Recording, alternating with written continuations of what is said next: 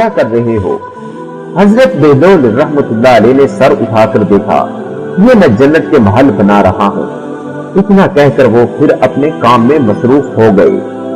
اچھا، زبیدہ نے مصنوعی حیرت سے کہا، پھر کچھ سوچ کر بولی، بہلول تم بہشت کے یہ محل بیچتے بھی ہو؟ ہاں بیچتا ہوں، حضرت بہلول رحمت اللہ علیہ نے جواب دیا۔ کتنے دینار میں؟ زبیدہ نے مزاحن پوچھا۔ صرف 100 دینار میں، بہلول رحمت اللہ علیہ نے بتایا۔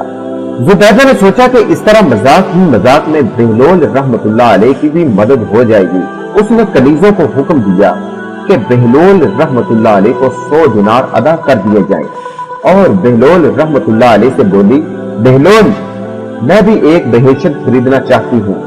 زبیدہ نے یوں ہی ریت کی ایک کیاری کی جانب اشارہ کر دیا، مجھے وہ بہشت چاہیے۔ حضرت بہلول رحمت اللہ علیہ نے رقم لے لی اور بولے، تم نے قیمت ادا کر دی ہے، ٹھہرو میں اس کا قبالہ تمہارے نام لکھ دیتا ہوں۔ زبیدہ نے ہنسی میں کہا، میں اس وقت جلدی میں ہوں، تم اس کا قبالہ لکھ کر محل میں لے آنا۔ وہ اتنا کہہ کر آگے بڑھ گئی۔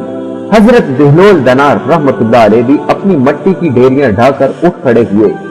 زبیدہ سب کچھ بھول کر اپنے معمولات میں مصروف ہو گئی۔ رات اپنے بستر پر گئی، آنکھ لگی تو اس نے دیکھا کہ وہ ایک ایسے خوشنما باغ میں ہے جس کا تصور کرنا بھی محال ہے کہ روئے زمین پر اس کی کوئی مثال نہیں تھی۔ وہ حیران نظروں سے اسے دیکھتی کی دیکھتی رہ گئی۔ اس نے آہستہ آہستہ قدم اٹھائے اور حیرت میں ڈوبتی چلی گئی۔ اس کے چاروں طرف عظیم الشان محلات تھے۔ چمن میں بہتی ہوئی نہروں کا پانی موتیوں جیسا شفاف تھا۔ گلستان کی بہار قابل دید تھی، پھول کھل رہے تھے، فضائیں معطر تھیں اور ہواؤں میں تازگی اور خوشگواری تھی۔ اتنی خوبصورتی، اتنا حسن اور دلکشی یکجا دیکھ کر زبیدہ حیران ہو رہی تھی کہ کچھ غلام اور کنیزیں صفے باندھے قریب آئے۔ ایک کنیز آگے بڑھی اور اس نے ایک دستاویز چاندی کی تشتری میں رکھ کر زبیدہ کو پیش کی۔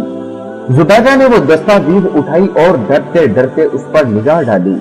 اس میں سونے کے حرفوں سے لکھا تھا، یہ قبالہ ہے اس بہشت کا جو بہلول نے زبیدہ کے ہاتھ فروخت کی ہے۔ اس کے ساتھ ہی اس کی آنکھ کھل گئی۔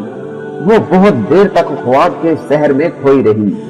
اس کی آنکھوں میں وہ تمام فردوسی مناظر رقص کرنے لگے۔